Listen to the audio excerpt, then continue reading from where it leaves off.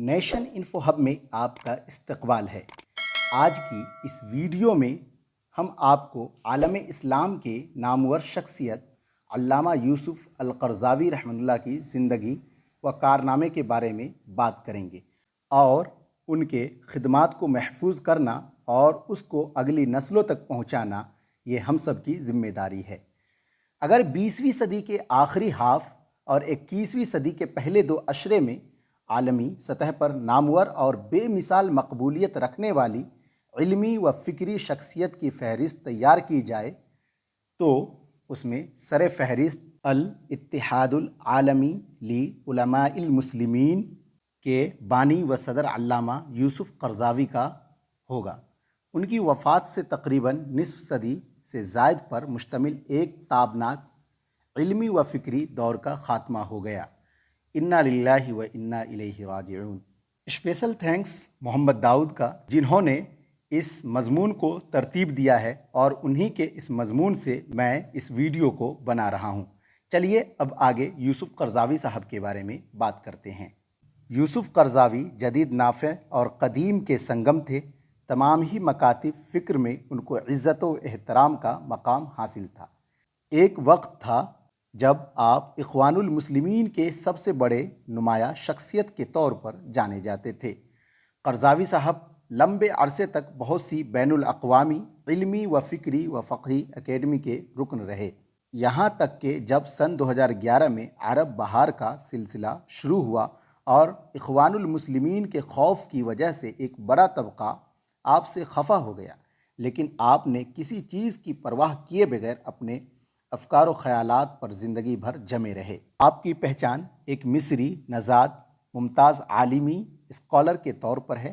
آپ کی خدمات ہمہ جہت ہے، جن میں ایک نمایاں کارنامہ international union for Muslim scholars کا قیام ہے، جس میں دنیا کے 6 براعظم کے مسلم اسکالر اس کا حصہ ہے۔ یہ مختصر سا تعارف ان کا پیش کیا گیا ہے۔ اب آگے ہم آپ کو پیدائش اور ان کے تعلیم کے بارے میں بتاتے ہیں۔ یوسف قرضاوی صاحب کی پیدائش 9 ستمبر 1926 کو مصر کے ایک گاؤں میں ہوئی۔ جب وہ صرف 2 سال کے تھے تبھی ان کے والد دنیا سے کوچ کر گئے اور ان کی پرورش چچا نے کی۔ تقریباً 9 سال کی عمر میں ہی قرآن حفظ کر لیا اور اس کے بعد جامعہ ازہر سے منسلک ایک مدرسے سے ثانویہ کی تعلیم حاصل کی اور امتیازی نمبروں سے کامیاب ہوئے۔ اس کے بعد الازہر یونیورسٹی میں کلیۃ الاصول میں ایڈمیشن لیا اور 1953 میں اصول دین میں گریجویشن کیا اور اپنے کلاس میں پہلے نمبر پر رہے۔ اس کے بعد علامہ نے کلیۃ اللغۃ العربیہ سے 1954 میں اعلیٰ پوزیشن کے ساتھ بی ایڈ کیا، وہ جامعہ ازہر ہی سے۔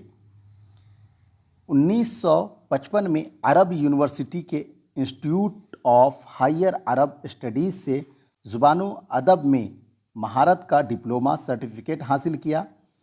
علامہ یوسف قرضاوی مشہور عالم ابوالعالیٰ مودودی اور اخوان المسلمین کے بانی امام حسن البنا کے بڑے عقیدت مند رہے، یہاں تک کہ انہوں نے ہی مودودی صاحب کے جنازے کی نماز پڑھائی۔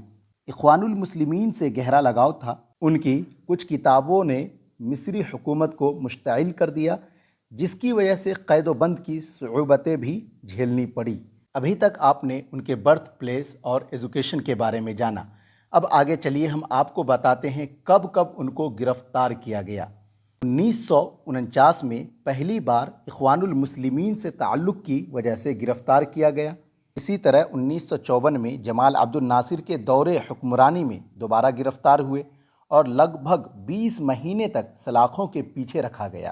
1960 میں انہوں نے جامعہ ازہر کے کلیہ اصول الدین سے قرآن و سنت میں اعلیٰ ڈگری حاصل کی، جو کہ ماسٹر کے برابر کہلاتی ہے۔ 1961 میں پھر گرفتار ہوئے اور اس کے بعد آبائی وطن کو چھوڑ کر قطر چلے گئے، جہاں انہوں نے اپنی زندگی کی آخری سانس لی۔ 1973 میں امتیازی حیثیت کے ساتھ پی ایچ ڈی کی ڈگری حاصل کی، جس کا عنوان تھا زکوٰۃ اور سماجی مسائل کے حل پر اس کے اثرات۔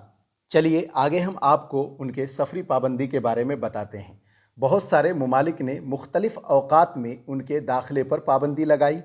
1948 میں برطانوی حکام نے علامہ کو اپنے علاقے میں داخل ہونے اور ویزا دینے سے انکار کر دیا، اور اس کی وجہ تھی فلسطین میں کارروائیوں کی حمایت۔ اسی طرح فرانسیسی صدر نے قرضاوی صاحب کو ایک ناپسندیدہ شخص ہونے کا الزام لگا کر اپنے ملک میں داخلہ دینے سے انکار کر دیا۔ یہ اس وقت ہوا جب اردن کی طرف 2009 میں 50 مسلم بااثر شخصیات میں ان کو 38 نمبر پر رکھا گیا تھا۔ اب آگے ہم آپ کو ان کی تصانیف کے بارے میں بتاتے ہیں۔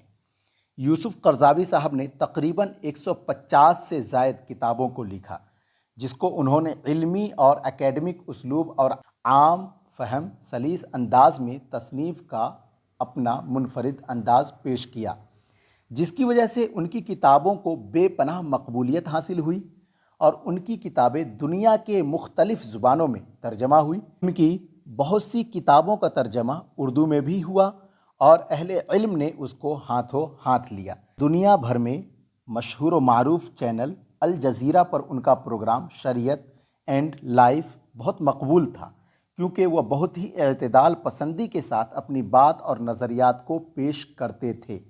1977 میں انہوں نے قطر میں college of sharia and Islamic studies کا سنگ بنیاد رکھا اور اس کے ڈین رہے۔ ساتھ میں انہوں نے اسی سال مرکز برائے سیرت النبی کے قیام کا اعلان کیا۔ قرضاوی صاحب 1990 سے 91 تک الجزائر میں اسلامی یونیورسٹی اور اعلیٰ اداروں کی اکیڈمک کونسل کے صدر کے عہدے پر فائز رہے۔ ایک امریکی میگزین کے مطابق 2008 میں قرضاوی صاحب دنیا کے سب سے ممتاز 20 بااثر شخصیات میں تیسرے نمبر پر تھے۔ Oxford centre for Islamic studies کے سربراہ بھی رہے۔ مزید آگے چلتے ہوئے ہم آپ کو ان کی حصول یابیوں اور ملنے والے انعامات کے بارے میں بتاتے ہیں۔ قرضاوی صاحب کو بہت سارے ادارے اور مختلف ممالک نے اعزازات اور ایوارڈ سے نوازے ہیں، جس میں سے چند یہ ہیں۔ 1991 میں اسلامی ترقیاتی بینک کا ایوارڈ، 1994 میں King Faisal International Prize for Islamic Studies اور سلطان آف برونائی پرائز برائے اسلامی فقہ ملا۔ ان کو 1999 میں ثقافتی اور علمی کامیابیوں کے لیے سلطان الاویس ایوارڈ سے سمانت کیا گیا۔ 2000 میں دبئی مقدس قرآن ایوارڈ برائے اسلامی شخصیت سے سرفراز کیا گیا۔ 2008 میں قطری حکومت کی طرف سے اسلامی علوم کے شعبے میں بہترین خدمات کے لیے ریاستی توصیفی ایوارڈ سے نوازا گیا۔ 2009 میں ملیشیا حکومت کی جانب سے ہجرت نبوی ایوارڈ سے نوازا گیا۔ قضیہ فلسطین قرضاوی صاحب کا شمار ہمیشہ ان لوگوں میں ہوتا ہے اور رہے گا جنہوں نے ہمیشہ فلسطین کاز اور مزاحمت کا بھرپور دفاع کیا، اور اس بات پر زور دیا کہ فلسطین کی آزادی ایک دینی و ملی فریضہ ہے، اور اس سے ذرہ برابر بھی دستبردار ہونا یا پیچھے ہٹنا ایک شرعی و ملی جرم ہے۔ لکھنے اور بتانے کے لیے بہت کچھ ہے، لیکن اتنا ہی پر اکتفا کیا جاتا ہے، اور اگر کچھ چھوٹ گیا ہو تو آپ کمنٹس کر کے بتا سکتے ہیں۔ اخیر میں رب دو جہاں سے قوی امید ہے کہ ان کو اپنی جوار رحمت میں جگہ دیں گے اور کمی کوتاہی کو درگزر کر کے جنت الفردوس میں اعلیٰ مقام عطا کرے، آمین۔ آج کی ویڈیو میں بس اتنا ہی۔ اس طرح کی اور بھی شخصیتوں کی بایوگرافی کے لیے میرے چینل کو سبسکرائب کریں، ویڈیو کو لائک، کمنٹ اور شیئر کریں۔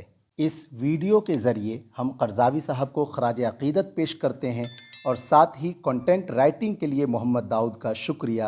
Thanks for watching.